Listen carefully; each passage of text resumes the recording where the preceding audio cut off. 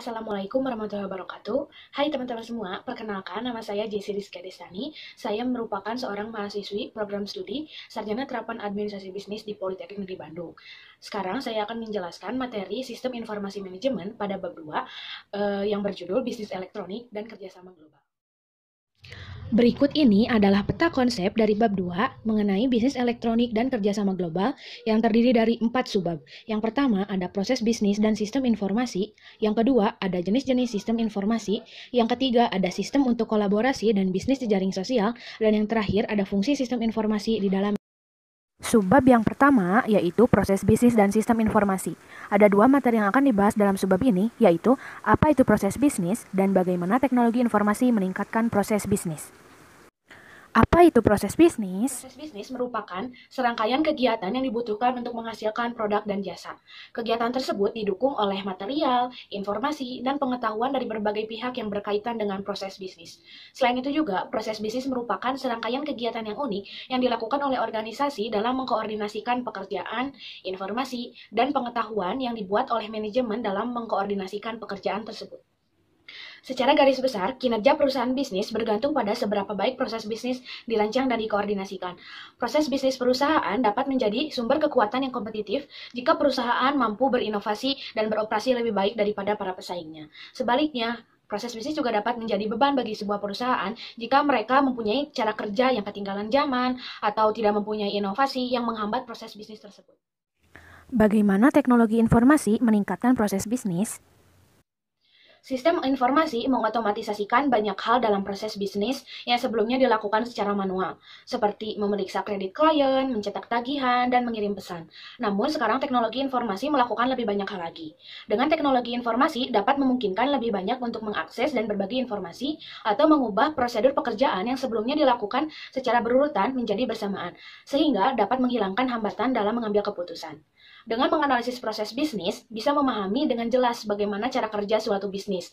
Nah, dari memahami cara kerja proses bisnis ini, kita dapat paham bagaimana mengubah bisnis agar menjadi lebih efektif dan efisien. Subbab yang kedua ada jenis-jenis sistem informasi. Materi yang pertama ada sistem untuk kelompok manajemen yang berbeda, terdiri dari sistem pemrosesan transaksi dan sistem untuk intelijen bisnis. Sistem intelijen untuk bisnis ini dibagi menjadi 2 jenis, yaitu sistem pendukung keputusan dan sistem pendukung eksekutif. Materi yang kedua ada sistem untuk membuat keputusan saling terhubung. Terdiri dari aplikasi perusahaan, ada sistem perusahaan, sistem manajemen rantai pasokan, sistem manajemen hubungan pelanggan, dan sistem manajemen pengetahuan. Dan yang selanjutnya materi kedua ada intranet dan extranet. Materi yang ketiga ada e-business, e-commerce, dan e-government. Materi pertama dalam subbab ini adalah sistem-sistem untuk kelompok manajemen yang berbeda, terdiri dari 2, yaitu sistem pemrosesan transaksi dan yang kedua sistem untuk intelijen bisnis. Yang berbeda. Sebuah perusahaan bisnis memiliki sistem untuk mendukung kelompok-kelompok yang berbeda atau tingkatan manajemen. Pertama, sistem pemrosesan transaksi.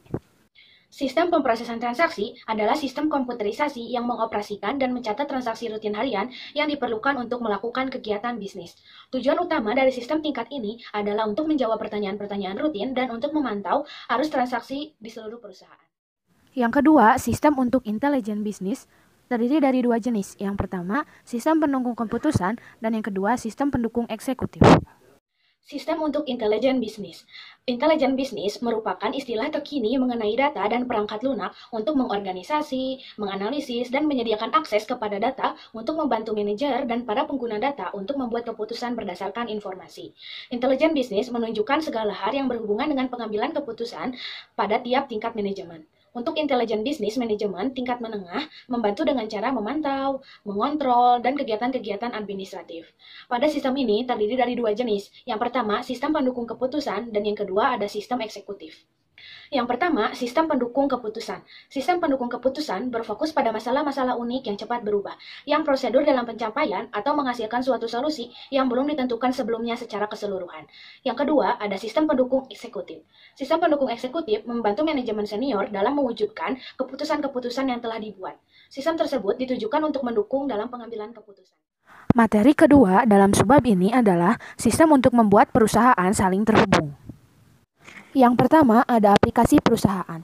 Aplikasi perusahaan ada 4 kategori utama. Yang pertama ada sistem perusahaan, kedua sistem manajemen rantai pasokan, ketiga sistem manajemen hubungan pelanggan, dan yang terakhir sistem manajemen pengetahuan. Dan yang kedua ada intranet dan extranet. Yang pertama ada aplikasi perusahaan. Menjalankan secara bersama-sama berbagai macam sistem yang berbeda-beda telah menjadi tantangan utama bagi perusahaan. Umumnya, perusahaan menggunakan dua cara. Yang pertama, membiarkan sistem itu tumbuh secara alami, dan yang kedua, menggunakan jasa perusahaan yang lebih kecil. Nah, dalam aplikasi perusahaan ini ada 4 kategori utama. Kategori yang pertama ada sistem perusahaan. Sistem perusahaan yang digunakan oleh perusahaan sering disebut perencanaan sumber daya perusahaan. Sistem perusahaan untuk mengintegrasikan proses bisnis di area manufaktur dan produksi, keuangan dan akuntansi, penjualan dan pemasaran, serta sumber daya manusia ke dalam sebuah sistem perangkat lunak yang tunggal. Manajemen rantai pasokan digunakan untuk mengelola hubungannya dengan pemasok. Tujuannya adalah untuk menghasilkan produk menggunakan sumber daya yang dimiliki dengan jumlah yang tepat, sesuai dengan jumlah konsumsi pelanggan, dan juga dengan biaya yang serendah-rendahnya dengan produksi dengan waktu yang singkat. Kategori yang ketiga ada sistem manajemen hubungan pelanggan. Sistem manajemen hubungan pelanggan ini yang berkaitan hubungannya untuk mengelola hubungan dengan para pelanggan. Kategori yang terakhir atau yang keempat adalah sistem manajemen pengetahuan. Sistem manajemen pengetahuan memungkinkan perusahaan menerima dan mengoptimalkan pengetahuan dan keahlian. Kedua, ada intranet dan extranet. Intranet adalah situs web internal perusahaan yang hanya dapat diakses oleh karyawannya saja. Sedangkan extranet adalah situs web perusahaan yang dapat diakses oleh vendor dan pemasok yang memiliki wewenang dan biasanya digunakan untuk mengkoordinasikan pengiriman persediaan ke fasilitas produksi perusahaan.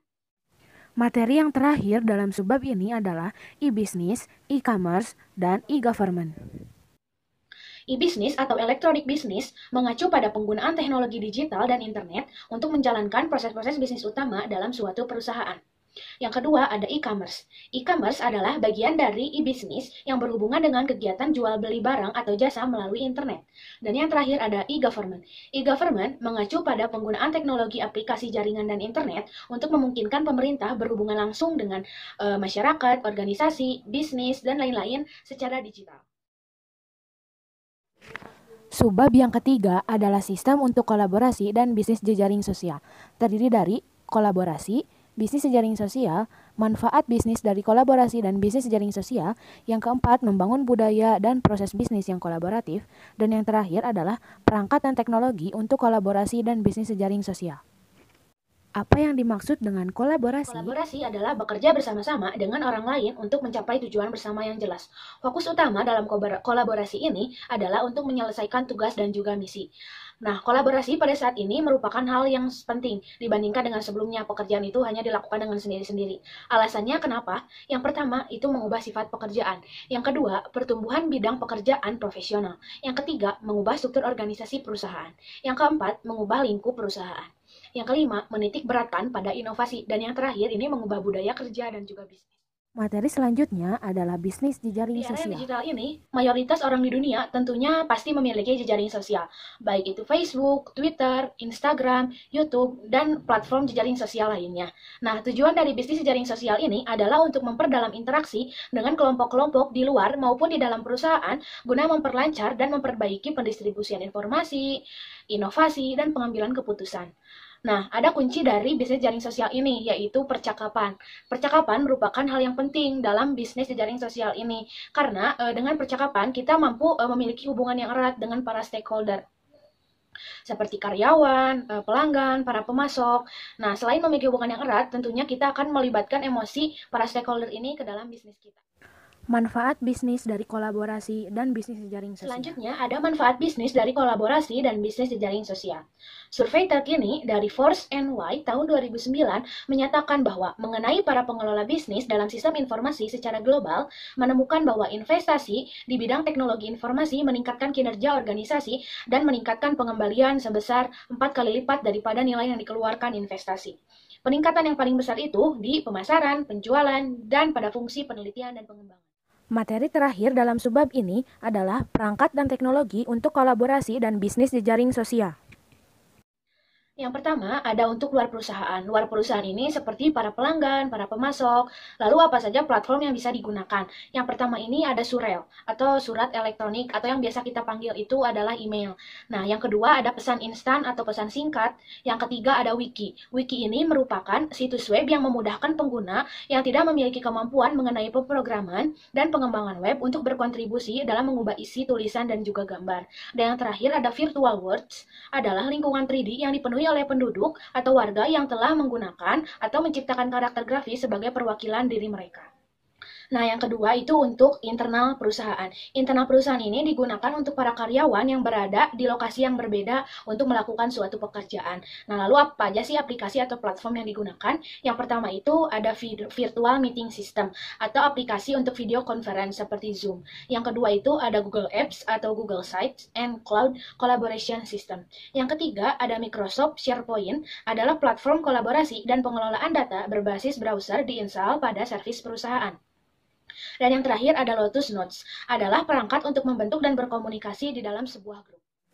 Subbab yang terakhir pada bab ini adalah fungsi sistem informasi dalam bisnis, yang terdiri dari dua bagian, yaitu Departemen Sistem Informasi dan Pengorganisasian Fungsi Sistem Informasi. Subbab terakhir dalam bab ini adalah fungsi sistem informasi di dalam bisnis. Yang pertama ada Departemen Sistem Informasi. Departemen Sistem Informasi adalah kelompok resmi dalam struktur organisasi yang bertanggung jawab dalam memberikan jasa atau pelayanan mengenai teknologi informasi. Departemen Sistem Informasi terdiri dari para spesialis pemrograman, analisis sistem, pemberian proyek, dan manajemen sistem informasi. Yang pertama ada pemrograman. Pemrograman merupakan spesialisasi yang dilatih mengenai hal-hal teknis yang mendalam yang menulis berbagai hal dalam suatu program untuk komputer. Yang kedua ada analisis sistem. Analisis sistem merupakan hubungan antara kelompok sistem informasi dengan kelompok sistem informasi di dalam suatu perusahaan. Yang ketiga ada manajer sistem informasi, adalah pemimpin dari tim pemrograman dan analisis, manajer proyek, manajer fasilitas, dan manajer kegiatan operasional. Dan yang terakhir ada direktur keamanan sistem informasi, bertanggung jawab terhadap keamanan sistem informasi perusahaan dan bertanggung jawab untuk memperkuat kebijakan keamanan sistem informasi perusahaan. Materi terakhir pada subbab ini adalah pengorganisasian fungsi sistem informasi. Tata kelola teknologi informasi melibatkan strategi dan kebijakan dalam menggunakan teknologi informasi pada perusahaan.